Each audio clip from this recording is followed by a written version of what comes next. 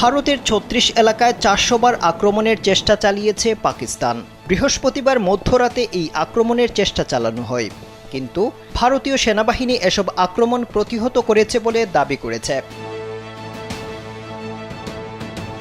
ভারতের প্রতিরক্ষা বাহিনীর মুখপাত্র কর্নেল সুফিয়া কুরেশি জানিয়েছেন, পাকিস্তান বৃহস্পতিবার রাতে ভারতের সেনা ছাউনি লক্ষ্য করে হামলা চালিয়েছে। তারা ভারতের আকাশসীমা লঙ্ঘন করার চেষ্টা করেছে। শুধু তাই নয়, নিয়ন্ত্রণ রেখায় ক্রমাগত গোলাবর্ষণও করেছে পাকিস্তানি সেনারা। ভারতের ৩৬ জায়গায় অন্তত ৩০০ থেকে ৪০০ বার ড্রোন হামলার চেষ্টাও করেছে তারা। তবে ভারতীয় সেনারা এসব হামলা প্রতিহত করেছে। কেন পাকিস্তানের ড্রোন ভারতের আকাশসীমায় ঢোকার চেষ্টা করেছিল তার ব্যাখ্যাও দিয়েছেন সুফিয়া কুরেশি। তিনি জানান, গোপনে নানা তথ্য সংগ্রহ করার উদ্দেশ্যে ভারতে প্রবেশ করার চেষ্টা করেছিল এসব পাকিস্তানি ড্রোন। তবে ভারতীয় সেনারা পাকিস্তানি ড্রোন ভূপাতিত করেছে। প্রাথমিক তদন্তে জানা গেছে, ওই ড্রোনগুলো তুরস্কের তৈরি। শুধু ড্রোন নয়, পাকিস্তানের যুদ্ধবিমানও ভারতের ভাটিন্ডার সেনা ছাউনিতে হামলার চেষ্টা চালিয়েছে। এদিকে ভারত সরকারকে সিনেমা থেকে বেরিয়ে বাস্তব জগতে ফিরে আসার আহ্বান জানিয়েছেন পাকিস্তানের সামরিক বাহিনীর মিডিয়া উইং ISPR এর মহাপরিচালক লেফটেন্যান্ট জেনারেল আহমেদ শরীফ চৌধুরী।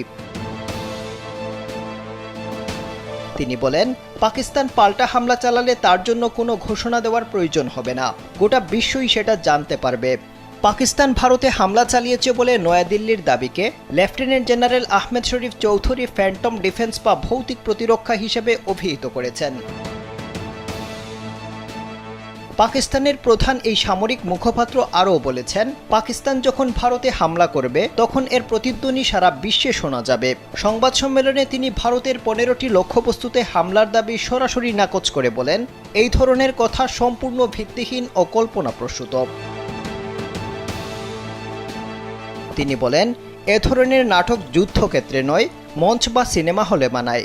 ভারতকে তিনি কটাক্ষ করে বলেন, ভারতের সরকার ও সেনাবাহিনী কি এখনও অষ্টাদশ শতকে বাস করছে? তারা কখন বাস্তবে ফিরবে? ভারতের প্রকাশ করা ছবি ও ভিডিও প্রমাণ নিয়েও তিনি তীব্র সমালোচনা করেছেন। আহমেদ শরীফ চৌধুরী বলেন, কমপক্ষে ওরা যেসব শুকনো জমির ছবি দেখাচ্ছে সেখানে তো আগুন দিতে পারত। যা দেখানো হচ্ছে সেগুলো শুধুই ফাঁকা মাঠ। তিনি আরও বলেন, পাকিস্তানের সশস্ত্র বাহিনী সর্বদা সতর্ক ও প্রস্তুত রয়েছে। ভারতের যে কোনো ধরনের আগ্রাসী পদক্ষেপের কঠোর জবাব দেওয়া হবে। যখন পাকিস্তান জবাব দেবে সেটা হবে স্পষ্ট ও চূড়ান্ত। তখন কি হয়েছে তা জানতে ভারতীয় মিডিয়ার শরণাপন্ন হওয়ার দরকার হবে না। আফজাল হুসাইন, কালবেলা।